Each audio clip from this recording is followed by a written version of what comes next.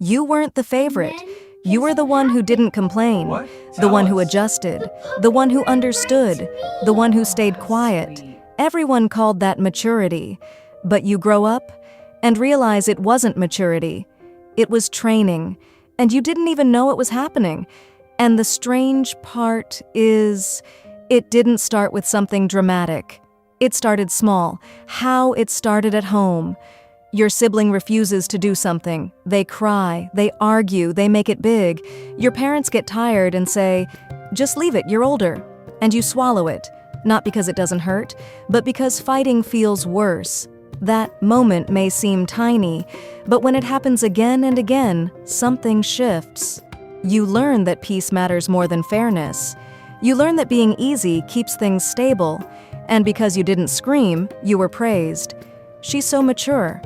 And that praise begins shaping you more than you realize. When maturity becomes identity, another day your mother is stressed. She doesn't formally give you responsibility. She just sighs and says, "I'm exhausted, I can't deal with this." And you listen, you absorb. You don't say, "That's too much for me," because you don't even think it's an option.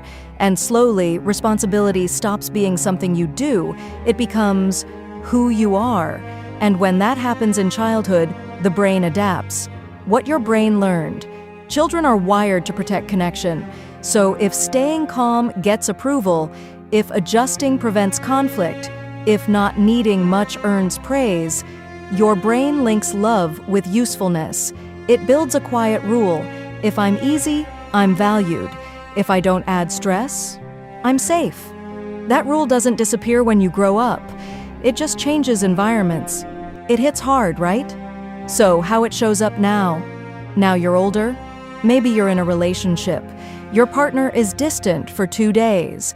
Instead of asking directly, "Is something wrong?" you just start adjusting. You soften your tone. You become more understanding. You assume maybe you're expecting too much because somewhere inside your system still believes. Don't make it harder. Don't add pressure. Just manage. Or maybe it shows up at work like you're literally overloaded. But when someone asks, "Can you handle one more thing?" you say yes, just automatically. And afterwards, you wonder why you're exhausted. That's not random. That's the same training, just in a different setting. And over time, that training comes with a cost. The cost. No one talks about. Sometimes you feel resentful, not because you don't love your family, but because you were always the stable one, and no one ever asked if you wanted to be. But even that resentment feels wrong, so you suppress it. Again, you struggle to say no. You feel guilty resting. And when someone says, "You're so strong," it doesn't always feel empowering. It feels like expectation, like you're not allowed to fall apart. The pattern continues unless you interrupt it. You were a child. You didn't choose that role, but now you're an adult. And if you don't become aware of it, you'll repeat it to your kids.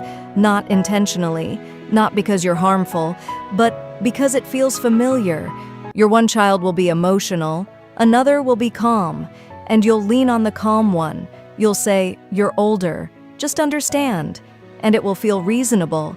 And that's how patterns travel. Not through cruelty, through unconscious repetition, which means healing isn't just about looking backward, it's about catching yourself in the present. When you over-adjust, when you over-carry, when you expect maturity from someone who is still just a child, that's where the shift happens. You weren't weak, you were trained.